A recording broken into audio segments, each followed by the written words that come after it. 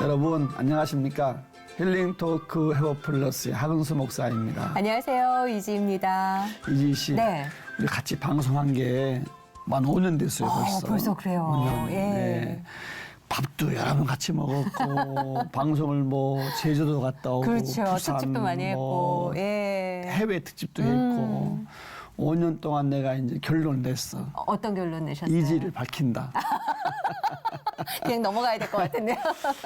착한 사람이다. 아유. 얼굴은 예. 조금 안 이쁘지만 성품이 참 좋은 사람이구나. 하나라도 괜찮으니 다행이네요. 그래서 그런데 예. 우리 지씨 같은 경우는 부부싸움을 한 번도 안 했겠다 싶은 마음이 들어요. 제가 그럼 부부싸움 하게 되면 남편 성격이 이상해지는 건데.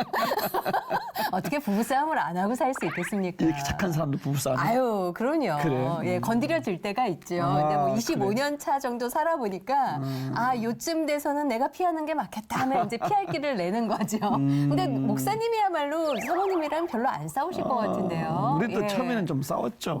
안 싸울 수가 없어요. 부부는 그지? 그렇죠. 근데 나이를 먹으니까 네. 싸울 게 없더라고 또.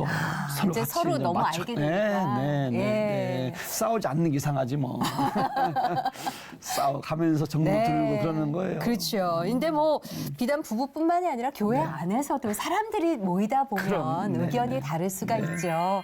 그래서 싸우지 않고 살 수 있는 방법이 뭐가 없을까? 그런 좋은 해결책을 또 제시할 분이 계셔서 저희가 스튜디오로 모셔봤습니다. 네, 네. 이 책이에요. 교회답지 않아 다투는 우리. 예. 이 책을 쓰신 목사님이시죠. 홍동호 목사님 오시고 이야기 나눠보겠습니다. 어서 네. 오십시오. 안녕하세요. 안녕하세요. 반갑습니다, 네. 목사님. 안녕하세요. 교회 갈등을 다룬 책 교회답지 않아 다투는 우리를 통해 독자들에게 뜨거운 반응을 끌어낸 홍동우 목사. 신앙적인 고민으로 방황했을 성도들을 조언해주기 위해 본인의 경험과 설교를 바탕으로 책을 써냈다고 하는데 성도들이 교회에 모여서 생겨나는 갈등 원인은 단 한 가지, 과연 무엇일까? 교회가 교회답게 누리기를 소망하며 방황하는 성도들을 위로하는 홍동우 목사의 목회와 간증 스토리를 함께 만나본다. 특별한 책을 쓰셨네요. 예. 교회답지 않아? 싸우는 본인 한번 우리. 소개 겸 인사를 앞에 카메라 보시고 네. 인사 한번 해주시죠. 네, 저는 한 10년 정도 신학을 공부하고 또 이제 부산에서 계속해서 목회를 하다가 그 목회 경험들을 네. 이제 책으로 썼고요. 그리고 책을 쓰는 그 시점에 굉장히 신비하고 놀라운 일들이 저와 제 가정 가운데 많이 일어나서 네. 지금은 이제 사역을 정리하고 잠시 영주로 올라와서 새로운 사역을 준비하는 중에 있습니다. 그 새로운 사역 준비하시는 네. 그 시점에 지금 나와주신 거네요. 네네. 예, 근데 지금 이 책이 제가 발 때 깜짝 놀란 게 작년 10월에 나왔거든요. 근데 네, 네. 벌써 2세를 벌써. 찍으셨고요. 예, 교회답지 않아 다투는 우리. 책 제목이 일단 심상치가 않은데 이 책은 이런 책이다. 좀 안내를 해주신다면 어떤 책일까요? 기본적으로 한 그리스도인이 네. 삶에서 고난을 겪고 힘든 일 당하기도 하고 때로 하나님께 기도할 때 기도가 거절당하는 그런 느낌을 받기도 하잖아요. 그렇죠. 근데 그런 경험을 할 때 일반적으로 성숙한 그리스도인이나 목사님이 그런 얘기합니다. 다 그런 거야. 괜찮아. 네. 이걸 이겨내야 성숙할 수 있어. 이렇게 이야기합니다. 네. 근데 개인에게는 이렇게 이야기를 하는데 교회가 다투거나 싸움 때문에 서로 뭐 갈라지거나 네. 혹은 화평이 깨어졌을 때는 그런 이야기를 거의 안 하는 것 같더라고요. 그래서 그런 과정들을 겪어보면서 개인에게도 괜찮아. 성숙해가는 과정이야. 네. 라고 하는 것처럼 교회에게도 괜찮아. 성숙해가는 과정이야. 네. 라는 말을 하고 싶어서 그동안 설교도 했고 또 네. 고민했던 내용들을 뚝딱 만들어냈습니다. 뚝딱 만드셨군요. 좀 더 계기를 조금 더 설명해 주신다면 어떤 계기였는지, 그 다음에 또 반응은 또 어떤지. 예. 네. 일단은 반응은 생각보다 뜨겁습니다. 그래요? 그러니까 많이 판매되는 것보다 네. 반응을 많이 해주세요. 그러니까 읽으면서 이거 내 이야기다. 혹은 우리 교회 이야기다. 예. 혹은 내가 싫어했던 그 사람 이야기다. 읽으면서 이해를 하죠. 네. 자기 자신을 이해하고 교회를 이해하고 네. 혹은 다른 사람을 이해하게 되면서 우리 교회에 일어났던 이야기다. 그래서 네. 책에 대한 리뷰들을 보면 대부분이 책에 대한 이야기를 하는 척하다가 자기 자기 얘기를. 이야기를 하세요. 그걸 보고 참 신기한 책이다라고 네. 많은 분들이 호평해 주시죠. 주셨고요. 계기는 제가 총 6년 정도 전임 사역을 했거든요. 네. 그러니까 한 교회 3년, 그리고 한 교회 3년 사역을 했는데 재미있게 제가 가는 교회마다 네. 건축을 한다든지 엘리베이터 공사를 한다든지 네. 큰 사건이 있더라고요. 그 큰 사건이 있으면 항상 찬성파, 반대파. 그렇죠. 의견들이 있으니까. 네, 신중파 혹은 급진파 이렇게 나뉘어져서 여러 가지 의견을 주고받고 때로는 고성이 오가기도 하고 담임 목사님 막 그것 때문에 너무 힘들어하기도 하고 네. 그렇게 하더라고요. 어. 처음에는 저도 너무 고통스럽거든요. 아, 나 왜 이런 교회에서 사역을 해야 예, 하나? 어려운 교회 왔나. 근데 그 과정 가운데 성경 본문을 보고 설교를 하고 또 교회의 그런 사람들의 이야기를 듣다 보니까 네. 오히려 아, 교회란 이런 곳이었구나. 아, 설교란 이렇게 하는 거구나. 성경은 이렇게 읽는 거구나. 네. 라는 많은 것들을 깨닫게 돼서 이런 이야기들을 사실은 동료 교육자들이나 네. 혹은 신학생 후배들 만나면 항상 이야기해 줬거든요. 내가 힘든 일을 겪었는데 네. 그 일 때문에 이거 배웠다. 교회에 대해서 목회에 대해서 정말 많이 배웠다. 이렇게 이야기를 했었는데 그 이야기들을 출판사 대표님께서 너무 재밌다. 책을 내보자 이렇게 해서 네. 책이 나오게 됐습니다. 아까 책이 한 뚝딱 썼다고 하셨는데 진짜 뚝딱 쓰신 게 책 양이 적지 않거든요. 네. 근데 이런 책을 2주 만에 쓰셨다면서요. 아, 네. 예. 그러니까 이제 평소에 다 설교했던 내용이었어요. 그러니까 설교를 하면서 고민했던 본문. 고민했던 부분. 그리고 교회가 이것 때문에 서로 다투는 거고 네. 이런 걸 해결하기 위해서는 이런 식의 전환이 필요하다라는 생각들을 설교도 했고 고민도 다 해놨었죠. 네. 근데 중요한 거는 뭐냐면 책을 내자는 제의를 받았을 때 장르를 고민했어요. 아, 왜냐하면 사석에서는 네. 사실 우리 교회 김 집사님이 이런 사건을 일으켰는데 네. 그때 박 권사님이 이렇게 하셔서 네. 이런 사건이 터졌습니다라고 이야기를 하면 되는데 네. 책에다 김 집사, 박 권사 이렇게 넣으면 안 되죠. 안 되는 거잖아요. 네. 목회자로서. 어. 그래서 어떻게 하면 김 집사님과 박 권사님에게 있었던 그 사건을 예. 잘 모르는 독자들에게도 잘 전달할 수 있을까. 네. 그 고민을 한 2개월, 3개월 정도 했고요. 예. 그래 고민을 하고 장르나 구상이 딱 맞춰지고 난 이후에는 정말 2주 만에 뚝딱 썼습니다. 이게 제가 보통 토요일 저녁에 설교를 네. 준비하는데 보니까 한 1만 5천 자 정도 설교문을 적더라고요. 그러니까 책이 제가 알기로는 한 15만 자 정도 되는데, 그러니까 계산해 봤을 때 열흘이면 쓰겠다 싶었는데 2주 걸렸습니다. 야 4일 좀 오버됐네요. 아, 대단하세요. 저도 예. 참 일단 관심이 가는 책인데 한번 나중에 보겠습니다만은 네. 가상 인물이 3명이 나와요 여기에. 네네. 첫 번째 인물이 김호준이라는 네네. 청년인데 네. 어떤 인물이에요? 일단은 제가 교회에서 경험한 사건들은 대부분 두 번째, 세 번째 인물의 이야기에 담았어요. 근데 첫 번째 인물은 제가 왜 넣었냐면 네. 저의 이야기가 사실 포함되어 있거든요. 아, 왜 그러냐면 보통 교회에서 일어나는 다툼은 쌍방의 문제거든요. 그렇죠. 근데 제가 청년 시절에 교회에서 많이 방황했을 때 보면 쌍방의 문제가 아니라 나 혼자 교회가 마음에 안 들고 나 혼자 목사님이 마음에 안 들고 네. 나 혼자 교회의 리더들이 마음에 안 들어서 소리 질렀던 그런 경험들이 있었습니다. 네. 청년들 누구나 겪는 일들이죠, 그렇죠. 사실. 특별히 신앙이 성숙한 친구들. 그리고 교회에서만 설교를 듣지 않고 막 책도 읽고 네. 혹은 유명한 목사님 설교도 이제 찾아 듣는 그런 친구들이 보통 문제의 중심이 되는데 네. 생각보다 그런 친구들이 주변에 좀 있더라고요. 네. SNS를 봐도 그렇고 네. 혹은 제가 교회를 목회할 때도 그렇고. 오. 그래서 그러면 내가 겪었던 이 문제를 네. 요 책에 같이 넣으면 그런 친구들이 좀 위로를 받을 수 있지 않을까 싶어서 첫 번째 챕터 김호준 이야기를 썼습니다. 이렇게 네. 챕터마다 가상 인물들의 프로필들이 등장을 하는데 첫 번째 챕터가 김호준이라고 말씀하셨잖아요. 약간 목사님도 투영이 된 네. 여기 설명을 보니까 신앙 모범생 4년 전까지 교회 매년 임원. 임원, 네. 예. 그리고 한때는 제자훈련 모범생 하지만 3년째 방황 중 뭐 이런 프로필들이 있는 네네. 건 거죠. 근데 이 프로필을 보면서 이거 내 얘기였는데 하시는 청년들이 꽤 많을 것 같아요. 진짜. 청년뿐만 아니라 예. 나이 드신 분들도 그렇죠. 이게 내 이야기다. 과거의 하시는 난데. 분들 많더라고요. 예. 네. 그래서 아마 많은 반응들이 쏟아지는 게 아닐까 싶은 생각도 듭니다. 예. 뭐 혹시 자기 얘기 아닌가 그러면 또 그러니까요. 본인 얘기 아니에요? 예. 많이 가상 좀 인물 녹여져 그만. 있겠는데요, 이 사실 안에. 세 명의 인물에 모두 제 이야기가 사실 투영돼 있긴 한데, 근데 김호준 이야기는 정말 제가 겪었던 적나라한 네. 이야기이긴 하죠. 오. 그 제가 고등학교 2학년 때 교회를 다니기 시작했거든요. 좀 늦게 다니셨군요. 오. 근데 사실은 거의 한 4살, 5살 때부터 그리스도인이었을 거예요. 왜 그 그러냐면 부모님들 나가시면. 사실 제가 5살 이전의 기억은 거의 나지 않는데 네. 4살이나 5살 언제쯤에 저희 아파트의 위층에 사시는 순복음 교회 다니시던 어떤 집사님이 내려오셔서 네. 전도를 하셨어요. 저희 어머니가 저를 네. 앉혀놓고. 아기도 앉혀놓고. 네네.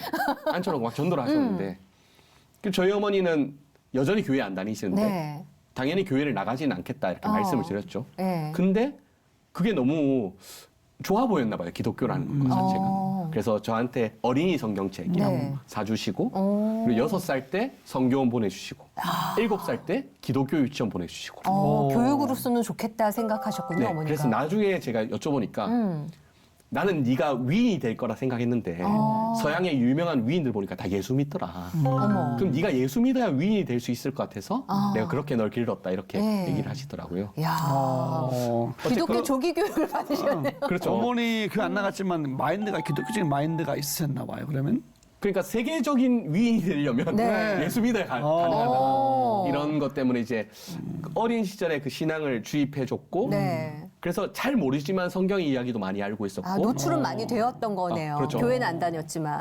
어렵고 힘들 때면 항상 하나님께 예수님께 이렇게 기도를 하고 또 때로는 성경의 인물들을 이렇게 생각하기도 하고 어머니가 네. 아주 깨이신 분이십니다.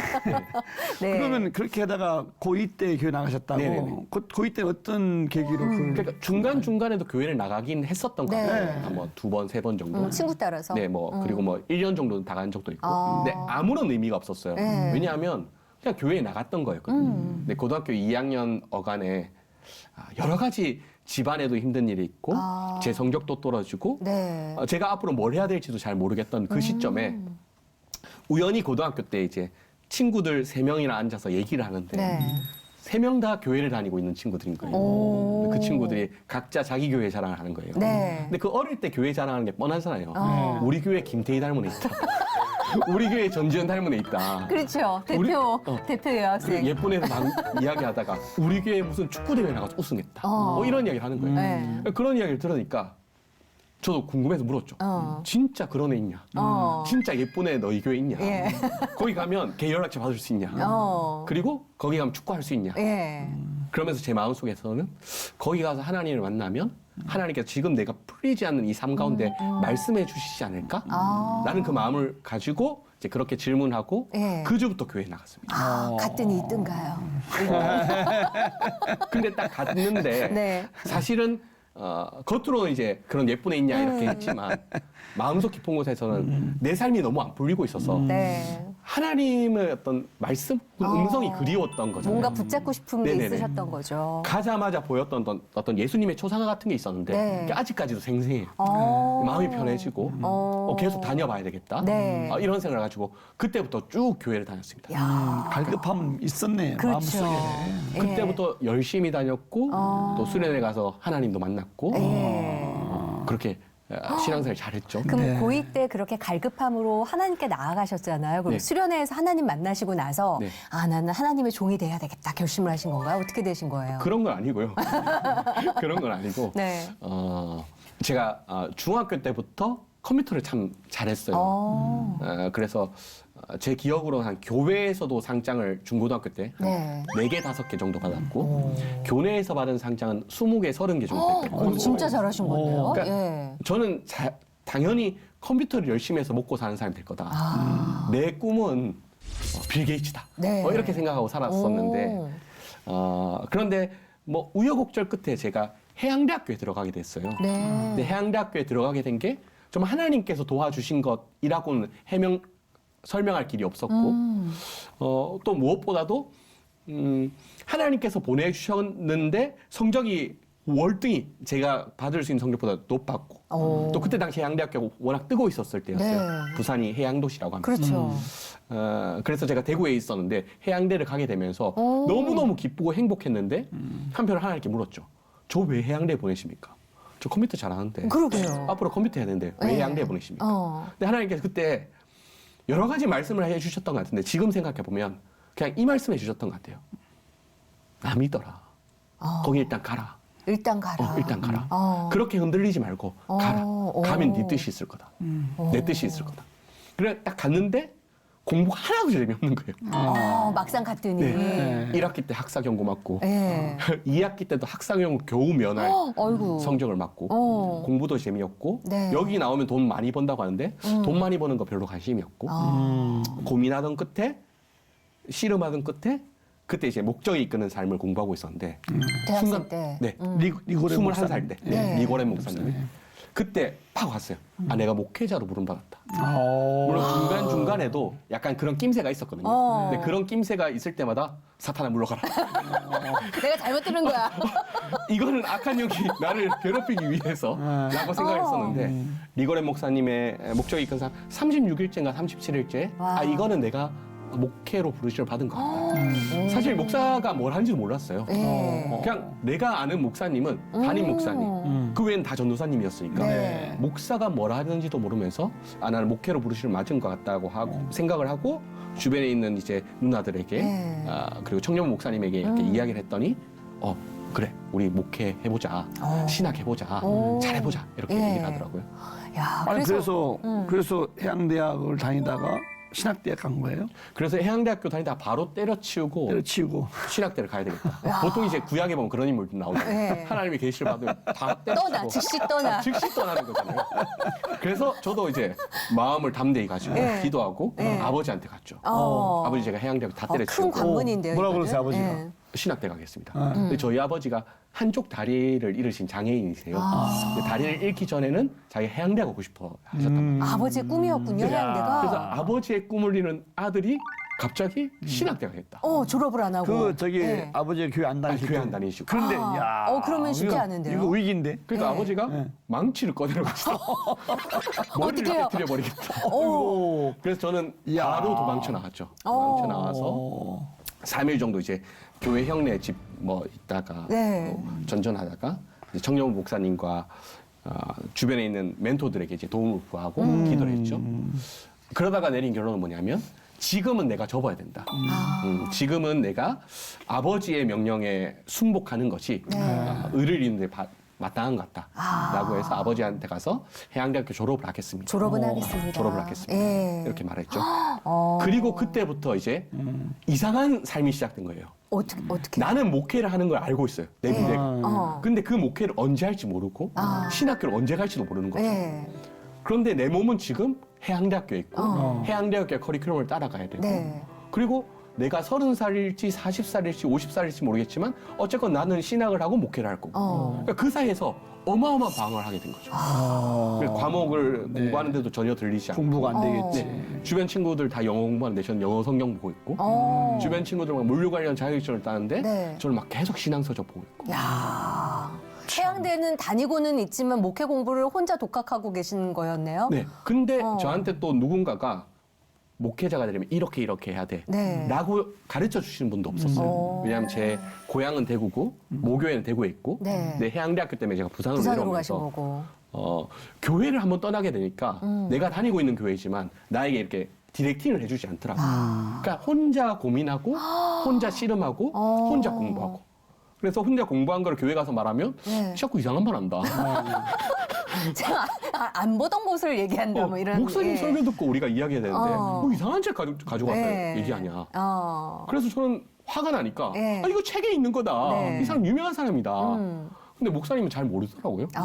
그래서 그런 상황들을 막 겪었는데 네. 그때가 소위 말하는 김호준 청년이 겪었던 시기.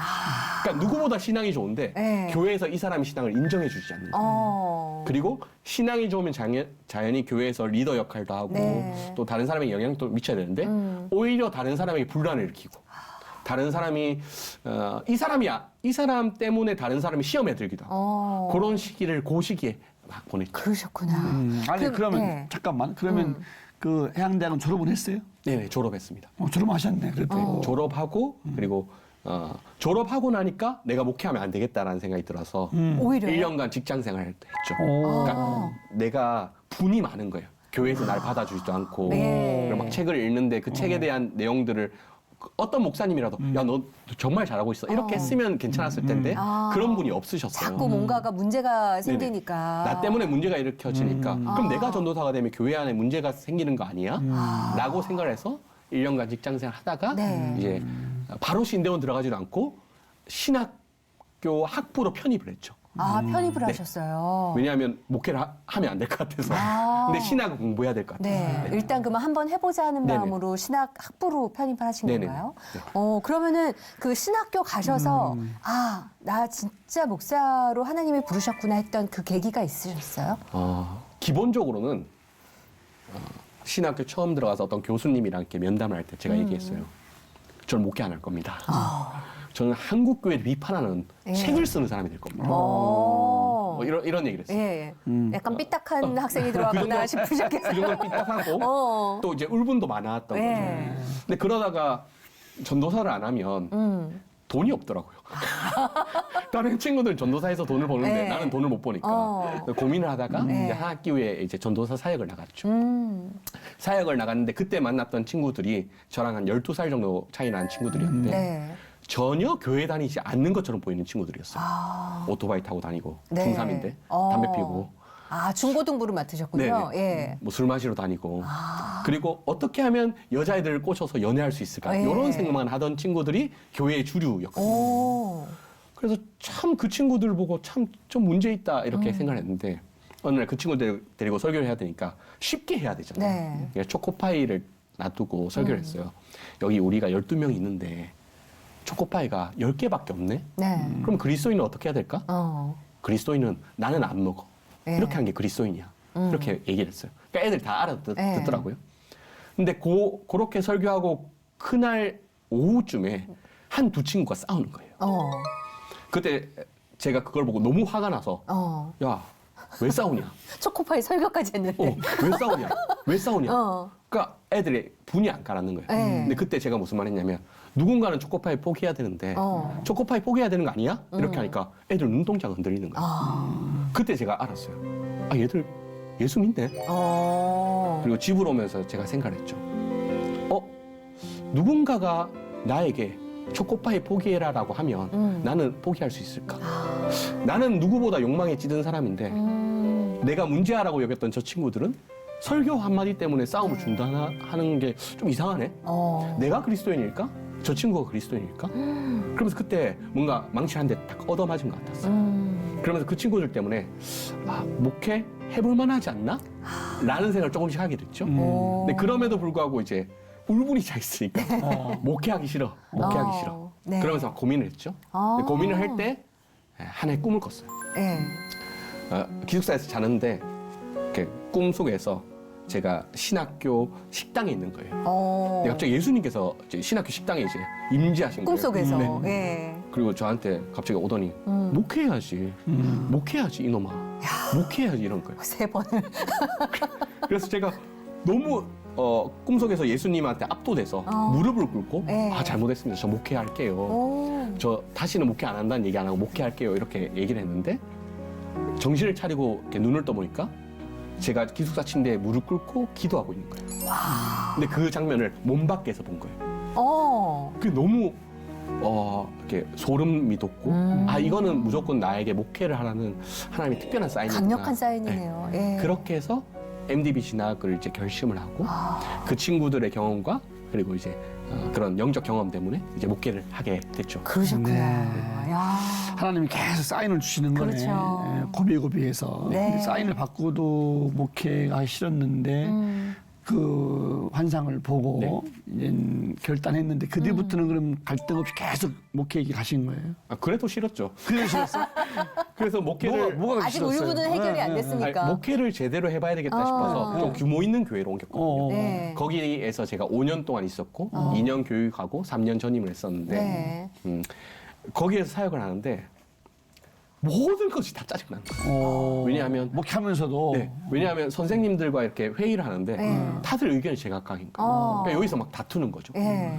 이거를 해결하는 게 목회자의 역할이 맞나? 그리고 애들한테 설교하는데 애들이 설교를 듣고 따라오는 것 같지 않은 거예요. 예. 그리고 이제 담임 목사님이 목회하는 거, 부목사님들이 목회하는 걸 봐도 행복해 보이지 않는 거예요.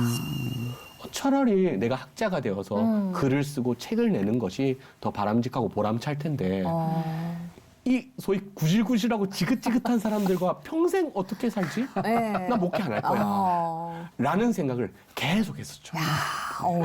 힘드셨겠다, 목사님도. 네. 그래서 주변에서는 그냥 이 신학교 교수 해라. 그냥 공부 열심히 해라라고 하는데 근데 또 그건 또 아닌 것 같고 제 실력이 그 정도까지는 안 되는 것 같으니까. 근데 그럼에도 목회는 너무 하기 싫고 그 시기가 꽤 있었죠. 야, 어떻게 보면 많은 것들을 경험을 했기 때문에 목회자로 부름을 확신하면서도 방황의 시간이 길지 않았나. 목회자 하고서도 그렇게 목회자 가는 길이 싫으셨던 거잖아요. 어떻게 회복이 되셨어요? 일단 기본적으로 저한테 큰 영감을 줬던 성경 공부 모임이 있어요. 네. 그게 뭐냐면 제가 성경 공부반을 열었거든요. 그러면 좀 젊은 사람들 와서 네. 40, 50대들 와가지고 좀 제가 그때는 한창 이제 학문적으로 막 공부할 때니까 이런 이야기를 풀어놓으면 좋겠다라는 네. 소망이 있었는데 할머니 세 분이 이제 신청하신 거예요. 성경 공부를 열었는데. 네, 성경 공부를 열었는데 네. 그 세 분 다 나이가 70이 넘어가셨어요. 그러니까 은퇴 권사님이시죠. 네. 그래서 성경 공부를 하는데 그러니까 일단은 뭐 제가 배운 거니까 막 학문적으로 이야기했죠. 바울을 이렇게 보는 관점이 있고 네. 저렇게 보는 관점이 있고 그리고 바울의 전도 여행에 대해서 이렇게 보기도 하고 사도행전과 바울 서신 이런 관계 있고 막 학문적으로 이렇게 네. 이야기했는데 끝나고 나서 할머니들이 질문을 하는데 그 신학이나 학문이 자신의 삶과 어떻게 연결되는지를 명쾌하게 판단하고 계십니다. 그래서 전도사님 말씀은 네. 바울이 고난을 겪으면서 복음을 전했던 그 자체가 우리에게 복음이라는 말 아니야? 근데 저는 학문적으로 막 설명했지만 네. 정리를 못하고 있었거든요. 근데 그 순간 제가 알게 된 게 뭐냐면 나는 머리로 공부를 했지 신앙의 시읒자도 모르는 사람이구나. 근데 이 할머니들은 학문과 언어나 논리를 전혀 모르지만 삶으로 그렇죠. 알고 있는 사람이구나. 그 전까지만 하더라도 목회가 싫었던 이유가 뭐냐면 아무리 목사가 말해도 사람이 안 변하잖아요. 네. 그게 싫었거든요. 지긋지긋한 이 사람 언제 볼까? 이런 생각을 했었거든요. 쳇바퀴 돌듯이 늘 똑같은 네. 문제가 네. 야기가 되니까. 맨날 설교하는데 아멘만 하고 다 집에 가고 또 똑같은 설교하고. 예. 근데 그 할머니를 보고 희망이 생긴 거예요. 아 목사가 가르치는 게 아니구나. 네. 하나님이 가르치는 거구나. 아멘. 오히려 내가 이 사람들에게 어떻게 가르칠 것인가의 문제가 아니라 오히려 그 성경문을 어떻게 했냐면 제가 학문적인 이야기를 막 꺼내놓으면 이분들이 정리해 주셨어요. 내가 옛날에 선생님의 선생님인 그렇죠, 거네요. 그렇죠. 예. 저는 학교에서 이런 이야기가 오고 갑니다. 이렇게 하면 내 삶에서 이런 이야기 겪었어 이러면서 너무 귀한 시간이었겠다. 그래서 주고받으면서 교회란 이런 곳이구나. 예. 교회란 이런 곳이구나. 그래 이런 교회를 위해서라면 내가 해봄직하겠다. 정말 재밌겠다. 예. 좀 이런 생각을 하게 됐어요. 네. 참. 항상 보고 뵙고 깨닫고 또 배우고 또 배우는 그렇죠. 거니까 예. 그분들을 보고 또 배우시는 거예요 이제. 그렇게 해서 이제 청년의 시기를 넘어서 책을 보면 이제 두 번째 등장인물이 나오잖아요. 박세직이라는 예, 53살에 네네. 이분은 직분이 뭔가요, 그러면? 책에서는 집사라고 했는데 집사, 예. 제 마음속에는 안수 집사님으로 이제 설정을 했습니다. 예. 어떤 역할이에요? 저는 기본적으로 이제 두 번째 챕터와 세 번째 챕터는 이어져요. 이어지는데 네. 이제 두 번째 챕터의 박세직 집사님과 네. 세 번째 챕터의 현지우 권사님은 약간 동전의 양면 같은 인물이고 그리고 제가 실제로 교회 안에 겪었던 갈등 속에서 교회를 이해한 것들 혹은 성도님들을 이해한 것들을 두 분의 이야기에다 녹여서 이렇게 나누어 놨어요. 그렇군요. 가상 인물이지만 실제로 예. 네네. 있었던 일들을 좀 녹여서 여기 네. 설명을 보면 자신의 리더십 달란트가 교회에 사용되길 바란다. 하지만 목사님이 너무 답답하다. 목사님만 리더십을 발휘하면 우리 교회는 미래가 있다고 생각하는. 예. 제가 왜 53살로 했냐면 예. 부산의 담임 목사 청빙 나이가 50살이거든요.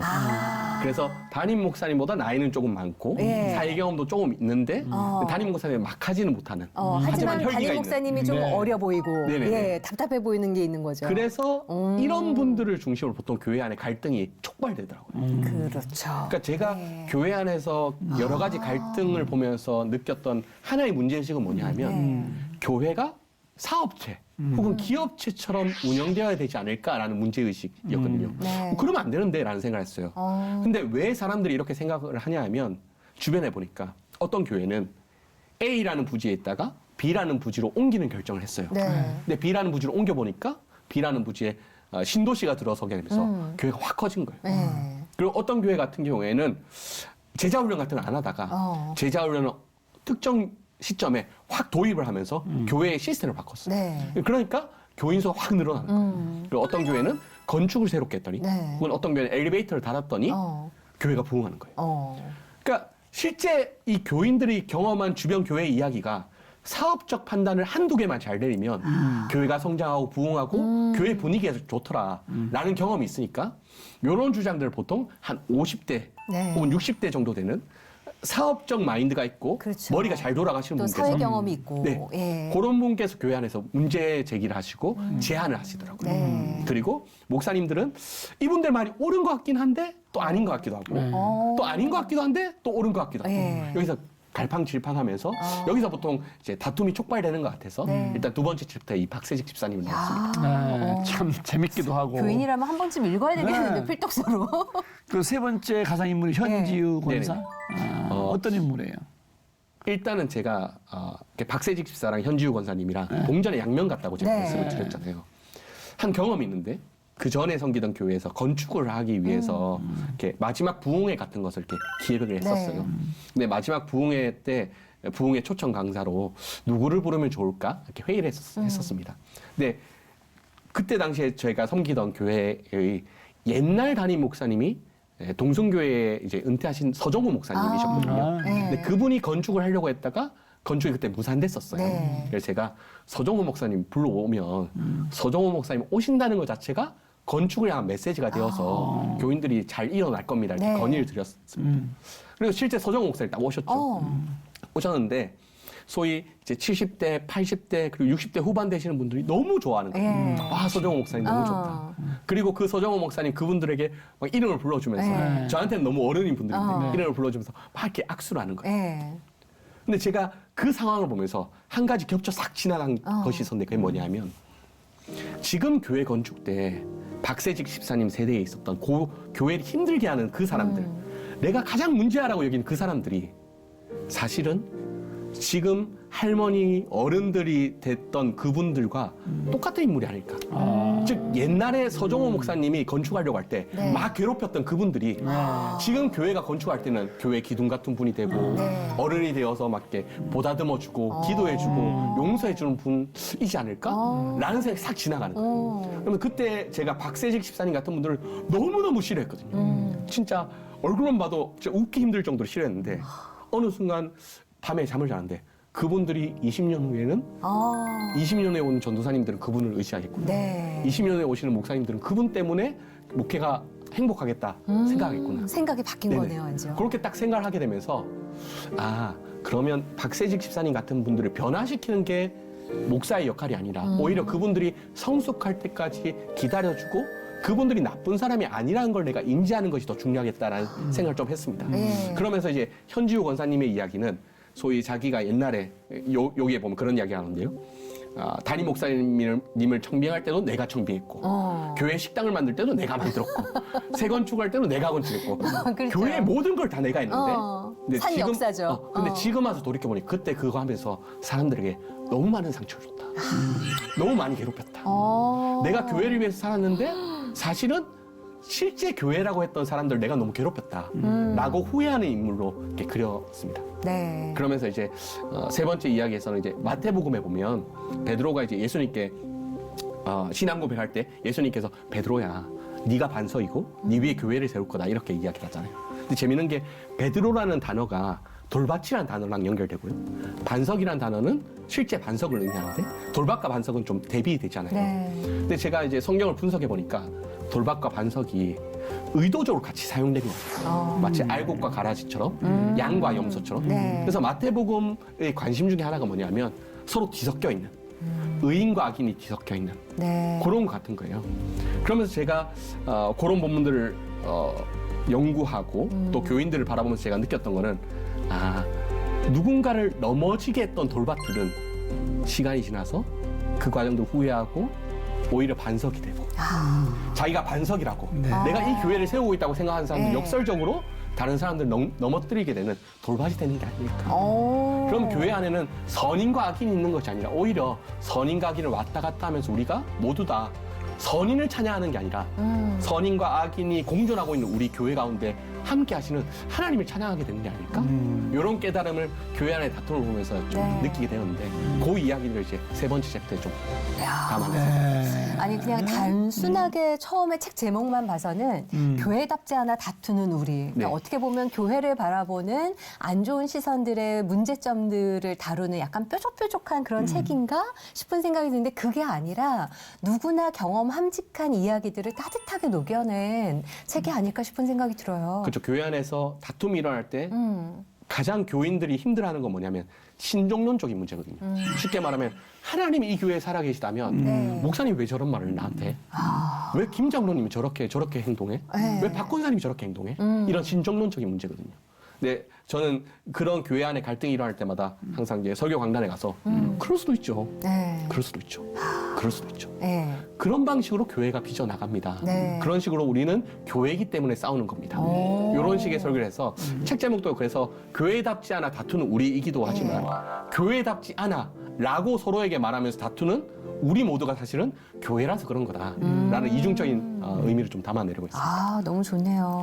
예. 이 책을 통해서 딱 한마디로 그러면 목사님이 좀 던지고 싶은 메시지가 뭐라고 생각하십니까? 아까 말씀드렸듯이 우리가 고난 가운데 하나님을 발견하게 되죠. 네. 마찬가지로 교회 안에 다툼이 일어날 때 어떤 어려움이 일어날 때 오히려 그것 때문에 교회가 무엇인지 생각하게 되고 아 우리가 교회구나 이렇게 모여있구나. 더 나아가서 교회 안에 보통 다툼은 사실은 이질적인 사람들 때문에 일어나는 다툼이기도 하거든요. 네. 그러니까 성공한 사업가들만 있으면 의기투합이 잘 될 겁니다. 근데 성공한 사업가도 있지만 빚내기를 너무 힘들어하는 소위 성공해보지 못한 사람들도 있거든요. 네.